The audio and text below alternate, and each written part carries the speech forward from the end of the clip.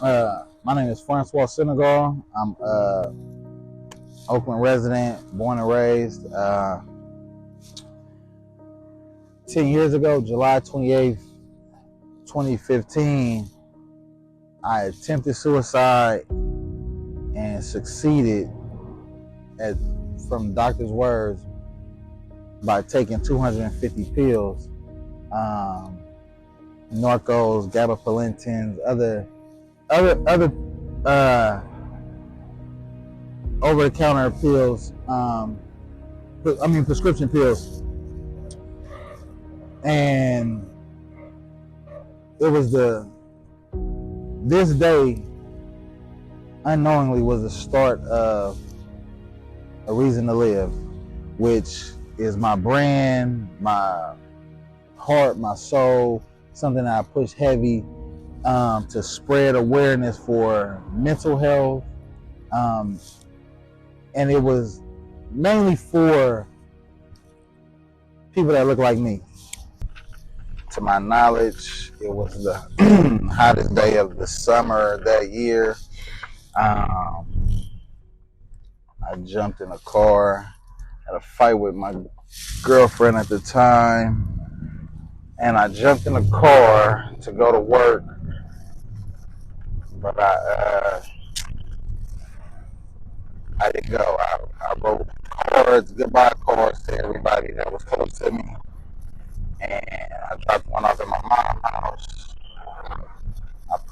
And the rest was in my truck. So when I was found, the letters and notes and shit would be there. Where black men, black families are conditioned to downplay mental health, and if you talk about anything you're going through, you crazy. If you don't keep it in house, you crazy, or you disrespecting the family. And it's shit like that is what honestly kills us, because we holding all this shit in, we bottling this shit in, and it gets us nowhere. You know what I mean? Like, you got a lot of men, boys in jail, in the grave, because instead of talking about their problems or what they're going through, they result to violence. I personally was somebody that resulted to violence because I didn't know how to articulate without the fear of being judged that something was wrong with me. I didn't know anything else but to quote unquote man up, toughen up, which caused me to be filled with rage, because shit, to be tough, you gotta hurt somebody, you gotta fight, you gotta do this. And over time, as I grew, I learned, it's all right to walk away, to talk, but I learned it more after July 28th, 2015 with my suicide attempt. And at that point, I was diagnosed with depression and anxiety, severe depression and anxiety, right? And it's 2015, way before the stigma of mental health was something that was talked about in our community.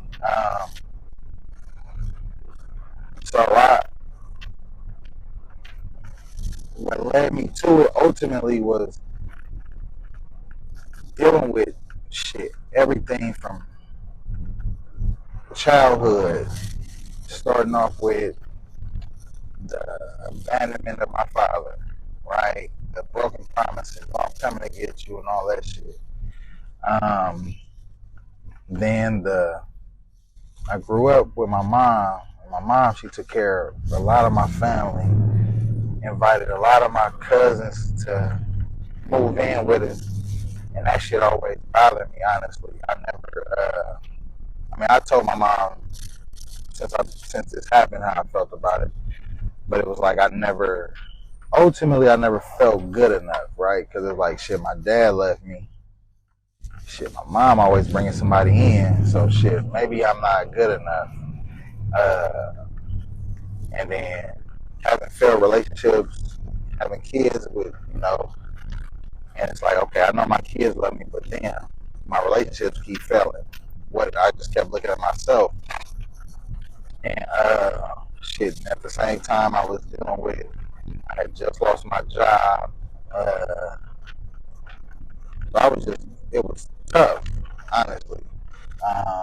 Nothing or nobody else was on my mind. But in the midst of driving to the freeway, my car caught a flat. So I pulled over and finished taking the pills and laid back, and shit, I passed out. At that point, shit, I didn't remember, I was gone. I had lost conscience, and I was told that the residents in this complex that I pulled into had um, rolled by, and then when they came home, they seen my truck was still there, and that's when they called the ambulance, fire department. They came and they said when they opened my door, it felt like an oven, and they couldn't physically touch me without putting me on a bed of ice to cool my body down. This is a spot right where I was at, literally like this. I was literally parked just like this. Right here, July 28th, 2015, at about 3 o'clock is when I came to this spot because my car had caught a flat, and I finished taking the pills, the 250 pills. Yeah, I mean, shit, I don't know, being here, on this date is very surreal because it's 10 years, like I said, 10 years from the initial moment of when it happened. I done rolled by this spot multiple times, and every time I ride by it, I really just want to thank the person who called, because if it wasn't for them, then shit, it ain't no problem. If it wasn't for them, I wouldn't be here, right? So I don't know who they is. The police never gave me the people information. CHP never gave it to me, but shit, whoever the people are, I truly thank you for making the call, because without y'all being aware, without y'all observing that this suspicious car was here, I wouldn't be here today, 10 years later. So I was parked right here in a green Ford Explorer. It was 100-some degrees, and it was probably 200 degrees in my car from what the fire department said. So, like I said, but yeah, this is, like I said, I done drove over here multiple times, and every time it's like it's sentimental, because it let me know where I was and where I'm at today. It's, like I said, it was 10 years ago, so this was before COVID. This was before mental health became a thing of passage, right? Black community didn't talk about this shit. My family definitely didn't. My friends didn't. But since then, it caused my family and my friends to go to therapy, get help,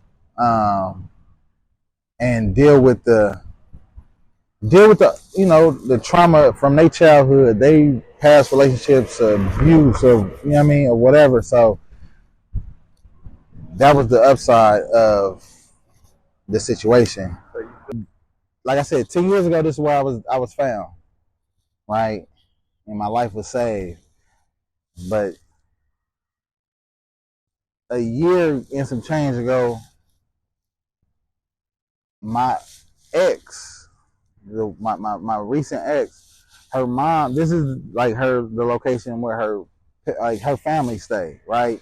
So it was like a whole whirlwind, like a circle, you know what I mean, of life.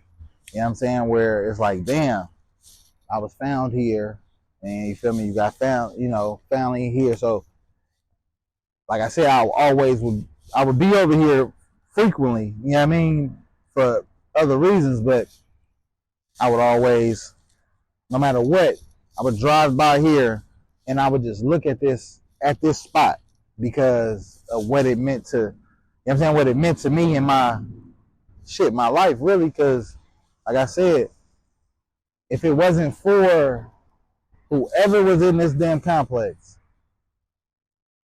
I wouldn't be here today. In all honesty, I felt like shit, everybody would be better without me. I felt like I was a burden. I didn't know truly the value that I had in people's lives or the impact that I had in people's lives until this situation occurred.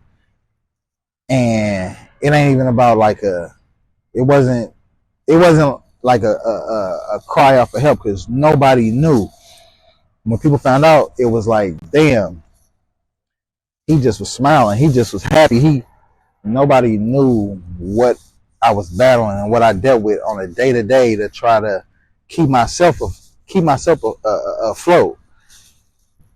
And then when it happened, everybody was like, well, damn, if it could happen to Fransua, then shit, let us all check ourselves out.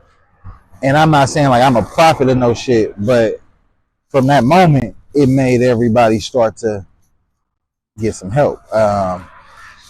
Even like I remember I was talking to Fab, and when he found out, he was like, damn, look, bro, I talk to you every day. I never knew this. Share your story. And ultimately, I don't really care to share. I'm not the sharing type because I just hate judgment, right? But my therapist told me the same thing. Share your story. Write a book. Do this, do that. And I put it off for so long. But now it's, like I said, 10 years. I don't know if you say anniversary, but 10 years to the date of when I was pronounced dead due to suicide from what the doctor said. Because after you attempt suicide, it's a mandatory, you're going to John George. And I was in there for a week, and during that time, they, talking to the doctor, he was like, hey, what you think happened? Oh man, I downplayed. Oh shit, I just took some pills and tried to attempt suicide. And he was like, nah, you took 250 pills and you actually succeeded. So I froze. I didn't know what he meant. My mom was right here, he right here. And he was like, you all right? I'm like, yeah. I'm like, what you mean? He's like, well, you actually legally, like medically or whatever, you were pronounced dead. You died. You know what I mean? And it fucked me up because I had never heard. They didn't tell me that before. But from there, I just, I got out of John George, and I still didn't know my purpose. I used to ask my mom still, like, damn, I don't know if this was, like, what this was for if I ain't learned nothing. But from there, I started feeding the homeless, and I would always, the hashtag shit, I would always put a reason to live because I was trying to find my reason to live. And then one day it's just, I'm like, I'm about to start my own shit up. But I couldn't think of no name. And then shit, I woke up one day and boom, I came up with a reason to live. And I've been pushing it ever since, right? And now working in high schools. Like a year after that, I started working at Castlemont High. And I used my story to connect with the kids who was battling shit, whether it be mental health, whether it be abusive father, abusive mother, or absent mother, absent father. Like I was able to connect because I done experienced every single part of this shit. And it was part of my therapy. You feel me? Like it helped me. It helped me by helping them work out their issues. It was helping me work out mine. I was having to talk about what I've been through. Then I went to, now I'm at, Oakland High, and I still use the same method. Still use my story as a good way to help inspire, because, and even more so after COVID, right? Because again, now mental health is a huge thing. You got celebrities, you got athletes, you got hip hop stars, singers, everybody talk about mental health, and it's like, with that, our kids is listening to it. So our kids get more emotional, and they, you know what I'm saying, they more in tune with their emotions.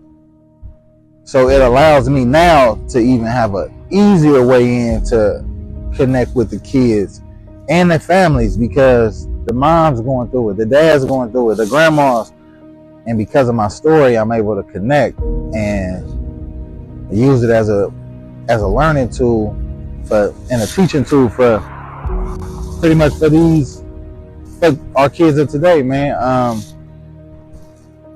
So it's like, my story is, they say it